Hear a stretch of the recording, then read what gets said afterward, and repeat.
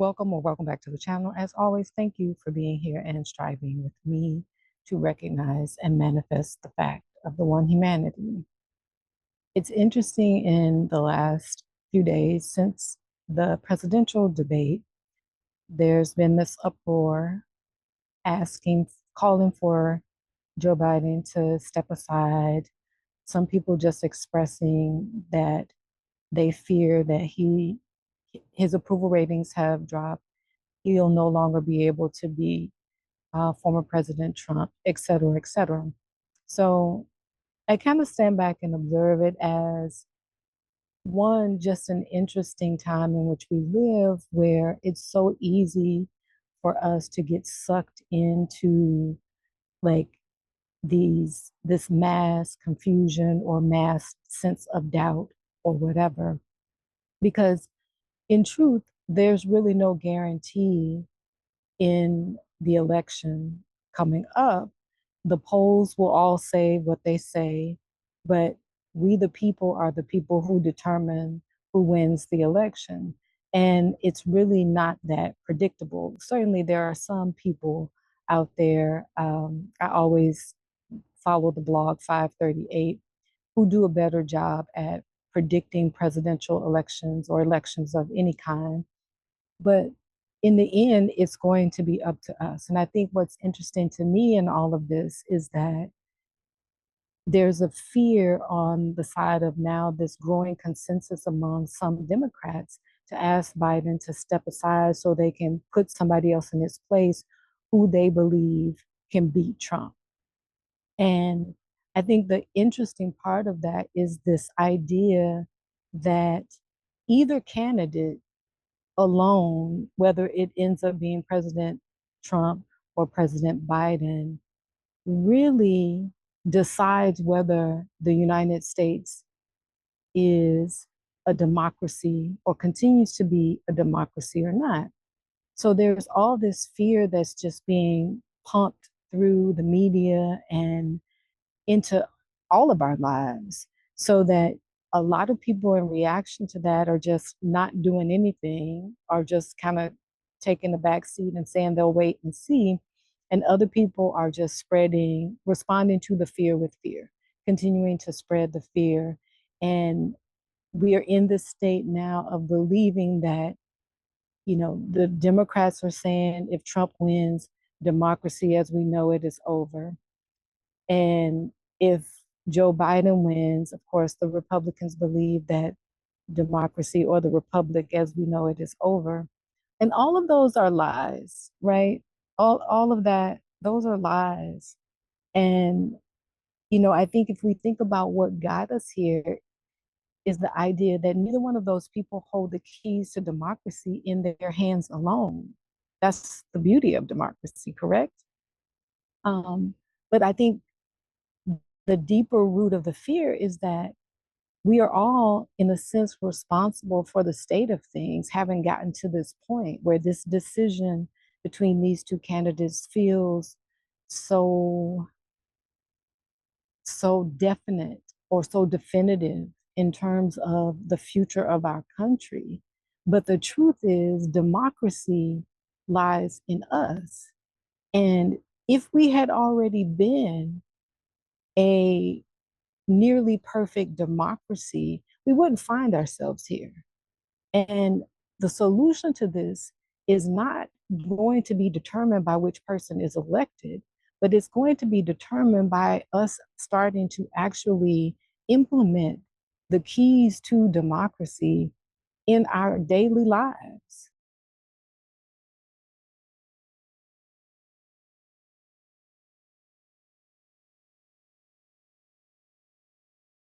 With people we like and with people we don't like.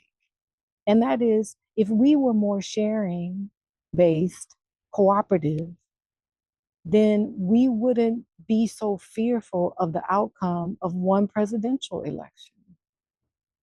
So that's one part of it. The other part is, you know, certainly these two candidates do not equate to one another. And I've said this before in videos, but I believe that Biden stands on the side of truth. He is an imperfect person, as we all are, but I do not believe that his intent is ever based on evil or selfishness. I believe that he stands for the good of the whole. Others can argue about whether they believe that or not. That's fine. But I do believe, and I think that certainly Trump has reinforced this in his actions and his words, believes not in the good of the people or in the good of the whole, is not working for the good of the whole, but is working for the betterment of himself and those who are loyal to him. And those are two very different things. And so I do not equate the candidates. I certainly don't think America will be better off with Trump in office. But I don't believe that either candidate holds the key to whether or not we as a nation can move forward with integrity and make ourselves a better and more fit and true democracy than what we have been up to this point. Because that comes down to each of us. It has to be in the hearts of each of us and how we interact with people in our daily lives. That is really the source and the core of democracy.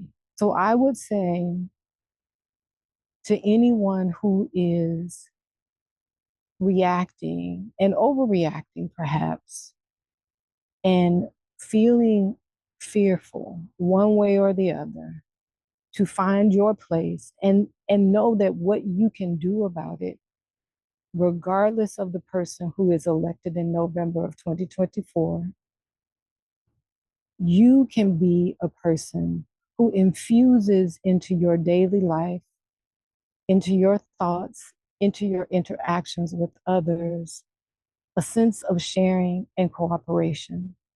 If you do that and you join with others who are doing that, and you continue to build upon that momentum, we do not have to worry about devolving into tyranny.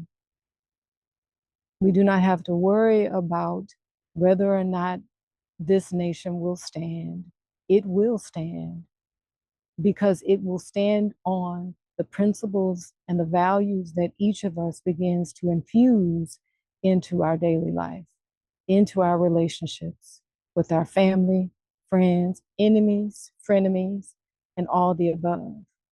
Don't let the nation fall because of the acts of two political parties that are right now obviously not able to see as clearly as they ought in order to lead us, the people, towards a definite and better future. So we have to save ourselves. We have to be the solutions that we seek, and we can do it. And there are many people out there who are already thinking along these lines, who are already taking the steps, who are not giving into the fear, who are not spreading, any rumors, who are not afraid of how things are going to turn out because they are taking action to ensure that even if we go through a difficult transition, we will still come out on top. We will still come out ahead. We will learn something through the process and we will be better for it. Namaste.